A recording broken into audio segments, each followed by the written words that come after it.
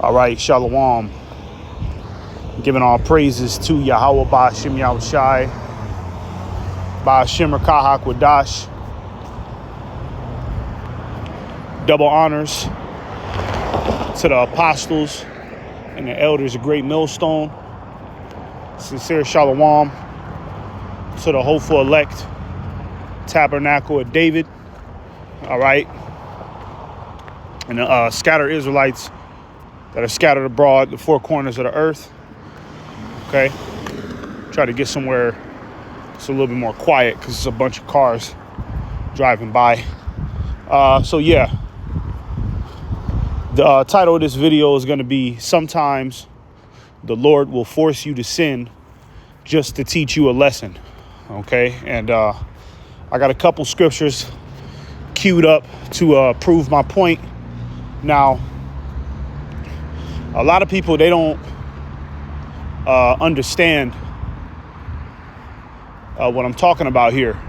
All right. Because the subject that I'm about to get into, this is kind of like, well, it's milk to us that understand. It's easy for us to understand. But for people who are not skillful in the scriptures, people who don't understand the basics of the word of God, okay, this is some hard meat for individuals like that to chew down, you know, because everybody has this this notion of the Most High, and they think that the Most High can't do evil, he can only do good, when that's not true. The Lord controls the left and the right, and the Lord is a balanced power. Okay, the Lord can send evil to punish the good, right?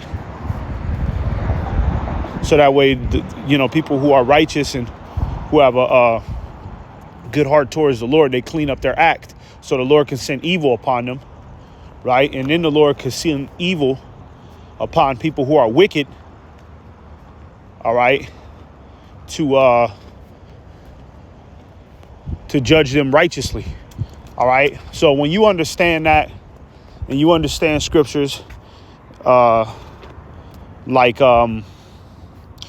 where it's at exactly, but it says, I kill and I make alive. I, the Lord, do all these things. The issues of death come from the Lord. When you understand those scriptures, okay, a topic like this is not really going to, confuse you. All right. I just wanted to make this lesson just to, prove the point.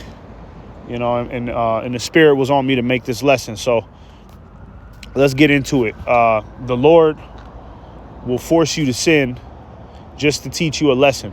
Okay. And a lot of the times, all right.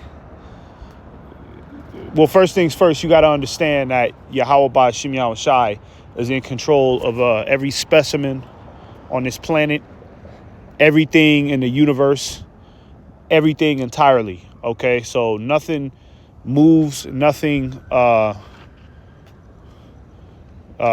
forward or goes backward, or no agenda is being set without Yahweh Ba'ashem Yahushai's command and permission. All right, so a lot of the times, okay, the Lord will force you to do something that is against the law, okay? So that way the Lord could punish you for it. But ultimately, it's the lesson that needs to be taught, okay? The Lord needs sometimes the Lord needs a justifier to, bring that judgment upon you, because you may be going a little too far left. You might be doing some shit that angers the Lord, okay? And so the Lord will create a scenario to where he'll force you to go off, and the Lord will come down with the hammer upon you. But then, like I said, there's a lesson to be taught out of it, at the end. All right. That judgment from Yahweh Ba'ashem Yahushai will cause you to reflect on whatever the hell you was doing that he didn't like, you see. And then you got instances like Lot. What am I talking? Salakia. Job. All right.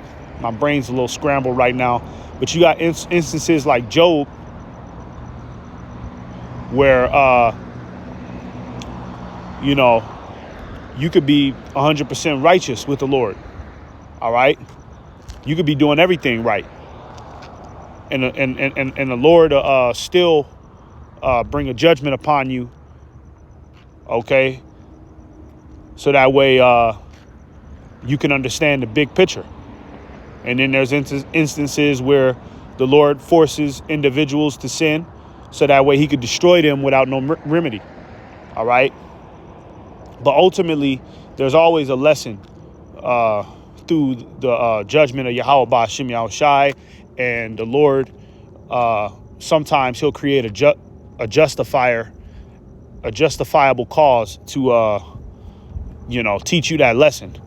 All right. So I got a couple scriptures right here proving my point because I don't want to make this lesson long. Let's just get straight into it.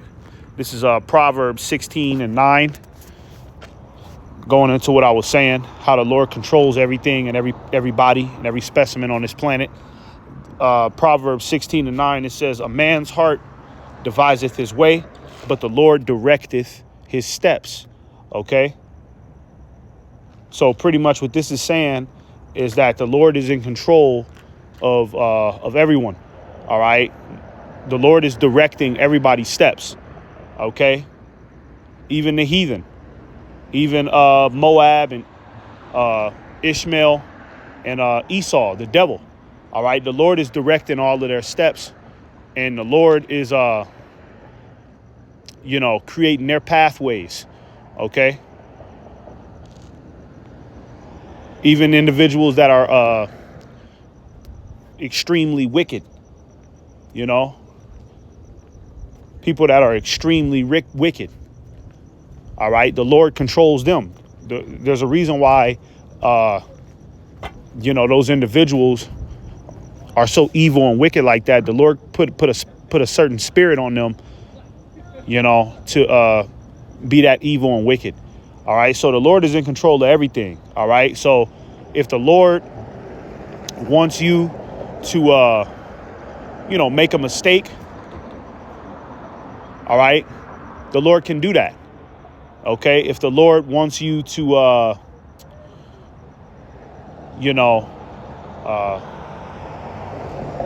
transgress his laws. All right. The Lord can do that. The Lord can put narratives in your mind to make you do certain things. All right. Like we're about to get into King David. OK, there's a couple instances in the scriptures when you read about King David, how the Lord, pretty much enticed King David to sin and to commit certain transgressions. All right. And then the Lord will punish him. OK. But ultimately, the Lord had King David do those transgressions. OK, so that way, the scripture can be fulfilled where it talks about the tender mercies of David. You see, the Lord had extensive mercy on David. A lot of the things that David did, the Lord would have killed anybody else for not even half the shit King David transgressed, not even half. But the Lord, allowed King David to do it.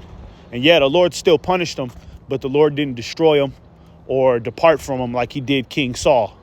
You see, you notice how King Saul, he made one mistake and the Lord just departed from him, you know.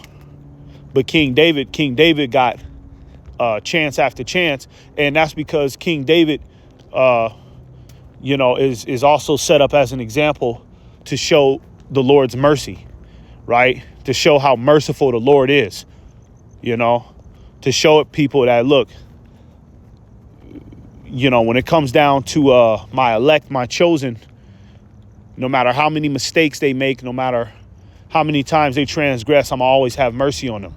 So that's what King David was a representation of. All right. But King David went off.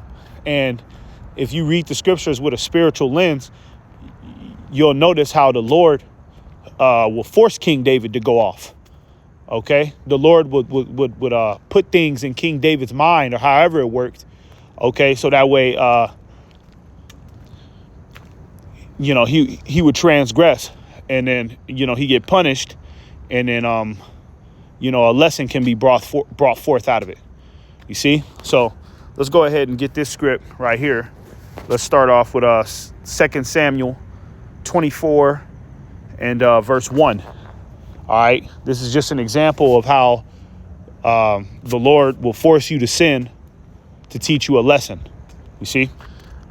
It says, and again, the anger of the Lord was kindled against Israel, and he moved David against them to say, go number Israel and Judah.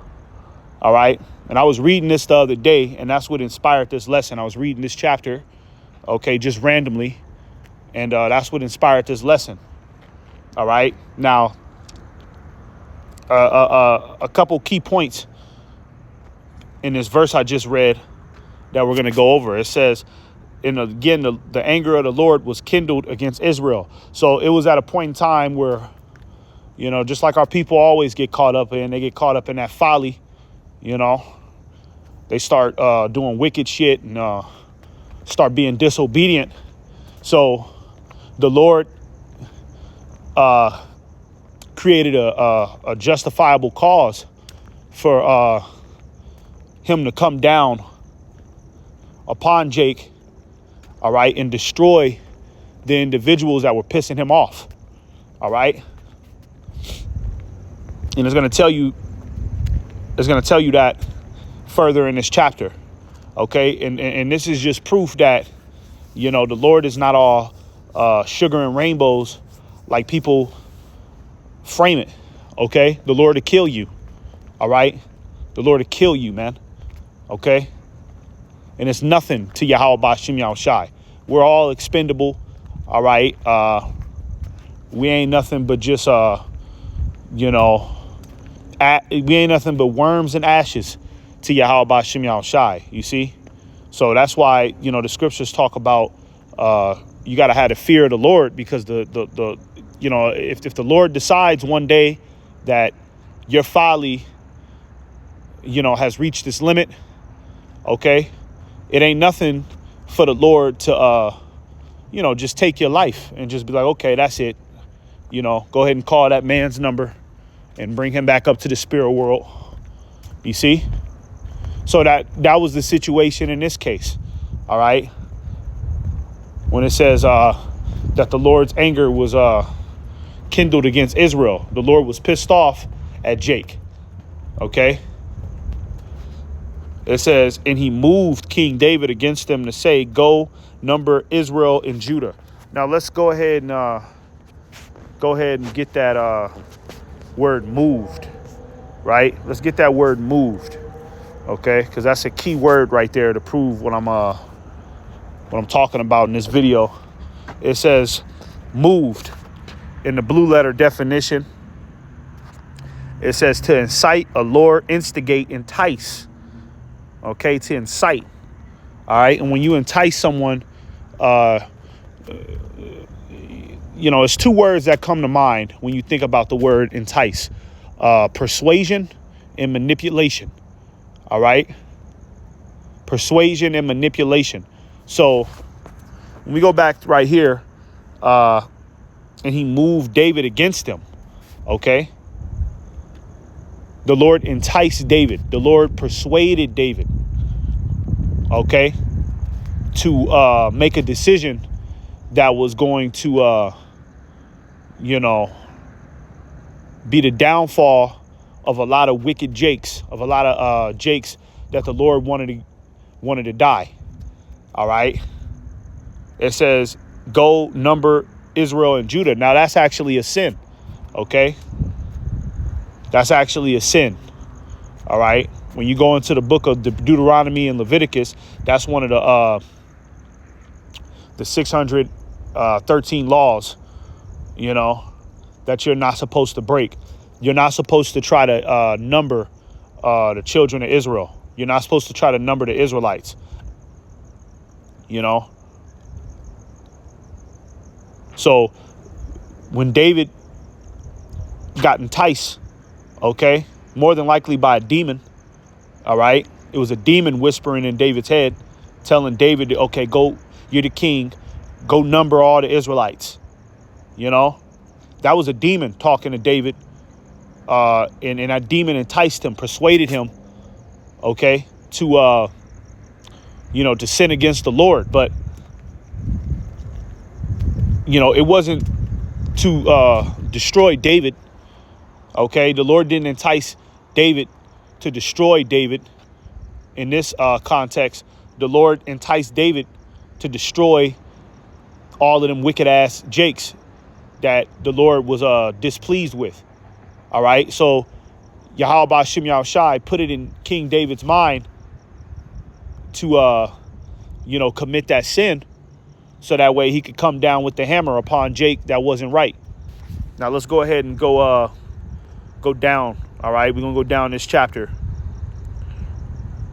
This is verse 10, 2 Samuel 24:10.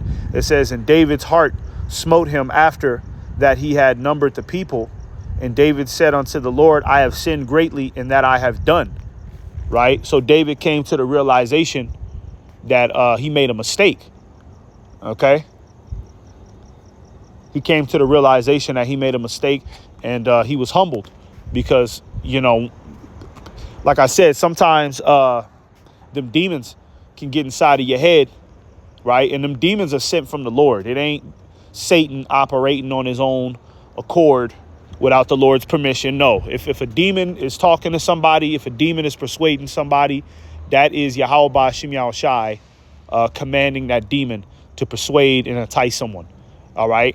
So David, he woke up pretty much, and he realized, like, damn, I fucked up. I numbered the children of Israel. That's a sin. What have I done? You see? And sometimes that could happen, man. Sometimes, like I said, you might need to be humbled. All right. You could be going a little too far left, and the Lord will cause you like the script, like I said in the first verse, the Lord will move you, entice you, okay, to transgress the law. All right. So that way you can humble yourself down. All right. And you can see the big picture. All right.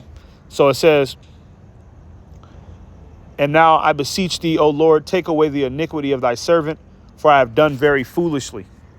Okay. Now let's go down a little bit more. All right. Verse 13, it says, so Gad came to David and told him and said unto him, shall 7 years of famine come into thy land? Now let's start at verse 12. It says, go and say unto David, thus saith the Lord, I offer thee 3 things. Choose thee one of them that I may do it unto thee. Okay. And this was a Gadite prophet that was sent to David through the Lord. Okay. So the Gadite prophet was sent to tell David, okay, here's your punishment. I'm going to give you 3 choices. All right. You choose one of them, and, that's going to be the judgment I carry forth. All right. Verse 13, it says, so Gad came to David and told him and said unto him, shall 7 years of famine come unto thee in thy land? Or wilt thou flee 3 months before thine enemies while they pursue thee? Or that there be 3 days pestilence in thy land? Now advise and see what answer I shall return to him that sent me. So those were the choices that David had to choose from, because he sinned against the Lord. Even though the Lord set it up that way, okay? Even though the Lord forced David to do it, all right, there still had to come a punishment, all right? Because the Lord has to be true to his word, and, you know, the Lord got to execute judgment when Jake goes off, period. It don't matter who it is. So David had to suffer a punishment for that. All right. But you're going to see in these next verses that I read, you're going to see why the Lord forced David to do it. OK, to teach him a lesson, like the topic of this lesson. All right. It says, and David said unto Gad, I am in great strait. Let us now fall into the hand of the Lord, for his mercies are great, and let me not fall into the hand of man. Doing? Fucker, man. Salakia. It says, so the Lord sent a pestilence upon Israel from the morning even to the time appointed, and there died of the people from Dan even to Beersheba 70,000 men. You see? So that was the whole reason why the Lord forced David to transgress the law like that. So the Lord can kill off 70,000 Jakes. You know? Remember in verse 1, it said the Lord's anger was kindled against Israel. So at this particular time, the Lord wasn't particularly mad at David, but the Lord used David's sin as a justifiable cause to put judgment upon Jake. Okay, and you know, you could apply this spiritually to your own personal life. You know what I mean? Sometimes the Lord you know, will cause you to you know, do some stupid shit. Sometimes in this truth, man, I mean, you don't do no abominable shit. You know what I mean? Lord willing, you don't do no abominable shit, but you know, sometimes you get caught up in little folly situations. You transgress the scriptures, you know? And a lot of the times it could just be your flesh that'll make you do shit, you know, and you may not even notice it. But really, that be the Lord that I have you do that dumb shit. Okay? That be the Lord that I have you do some of that stupid shit. Okay? So that way, you know, the Lord, you could be doing something, right? You could be doing some folly. You could be doing something you ain't supposed to. And then the Lord hit you with the judgment right away, right on the spot. You know? And then, you know, when the Lord hits you with that judgment, you know, you can, you'll be able to sit back and reflect on, you know, what you've been doing, what you haven't been doing. It'll basically make you clean up your act. All right. And I'm telling you from personal experience, and I'm pretty sure brothers who have been laboring in this truth for, you know, a little bit of time. All right. We can all say that this happened to us. All right. To where you do shit that you wasn't even thinking about. You know, you might go off and it'll just kind of slip your mind. You know, it'll slip your mind. You wasn't even thinking about it that much. Subconsciously, you just transgressed, you know. And the Lord will have you do it And then, boom, the Lord hit you with a punishment right then and there. Okay. For the greater good, for the bigger picture. And that was the situation, you know, right here with King David. All right. This was for the bigger picture. All right. This was for the bigger picture because the Lord was pissed off at certain Jakes. All right. And the Lord wanted to get them out of there. All right. So the Lord had King David sin. All right. For like for what I keep saying, that justifiable cause. Okay. That justifiable cause to kill 70,000 men is why the Lord had King David do what he did. All right. So let's go ahead and get this last precept right here, man, and then we'll shut it down, man. This is Romans 7, starting at 14, and we'll end at 15. It says, For we know that the law is spiritual, but I am carnal, sold under sin. Okay, and that goes into these chains of darkness. All right, the chains of darkness are these bodies. These bodies that we're in is subject to sin. You see, these bodies that we're in are subject to sin, man. All right, that's why our Lord and Savior Yahushua, he was so great. Okay, and he was the best man to walk this planet because he came to this earth and he inhabited one of these bodies. And I'm talking about his spirit. His spirit came to the earth, and he inhabited one of these bodies, and he was perfect. He never transgressed the law, not even one time. Okay, and that's a hard thing to do. All right, that's a hard thing to do when your soul is trapped inside of a body that is subject to sin, right? All of these crazy ass thoughts that pop up in your head, and, certain lusts and temptations that you sometimes give into, man. All right. That be your body subject to sin. Okay. Sometimes your flesh will make you do some crazy shit that you don't even want to do. All right. That's why the kingdom of heaven is so important to us, because in the kingdom of heaven, we're going to be perfect. We're going to have, what do they call, omnipotent bodies, right? Extraterrestrial bodies, God-like bodies, to where, we're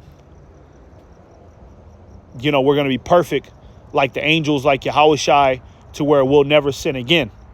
All right. And like the scriptures say, if you're perfect in the law of the Lord, then you're going to receive immortality. That's how immortality comes about. Immortality is not going to come through Esau's scientific, technological inventions. All right. Or whatever the fuck else these weirdo spiritual gurus is saying on the internet. That's not how immortality comes. Immortality comes with the perfection of the law.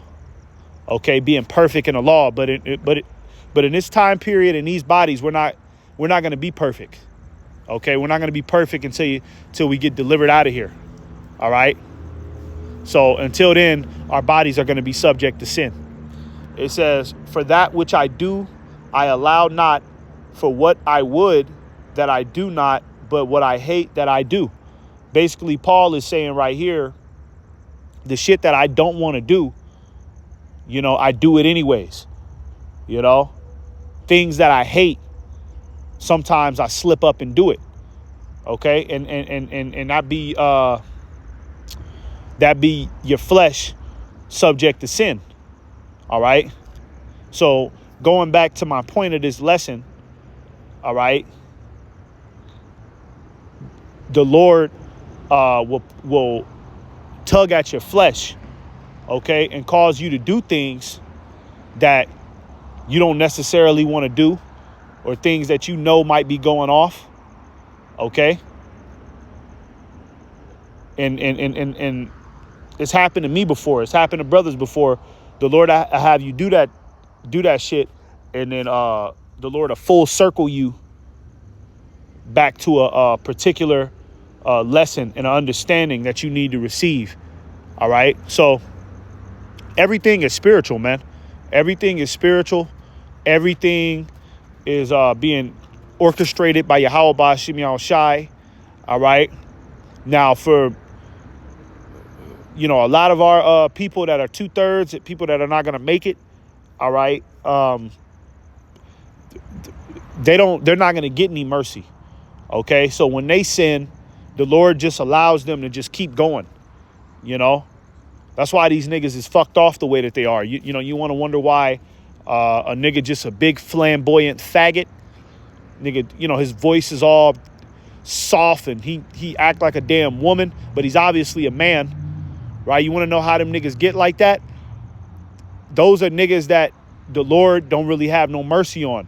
The Lord just allowed them niggas to just get consumed by wickedness and folly. Okay? The Lord don't full circle them back to a particular lesson and put his judgment upon them. Okay, them niggas ain't, when they go off, they don't, unless something extremely bad happens to them, right? But they don't reflect on their sins day to day. You know what I mean? They don't think upon the judgments of the Lord. They don't have the fear of the Lord. All right, so us having the fear of the Lord, okay, we should appreciate that Yahweh Ba'Shem Yahushai is even dealing with us in this aspect. Because a lot of people, they'll hear what I just broke down in this lesson, and they'll try to say that the Most High is unfair.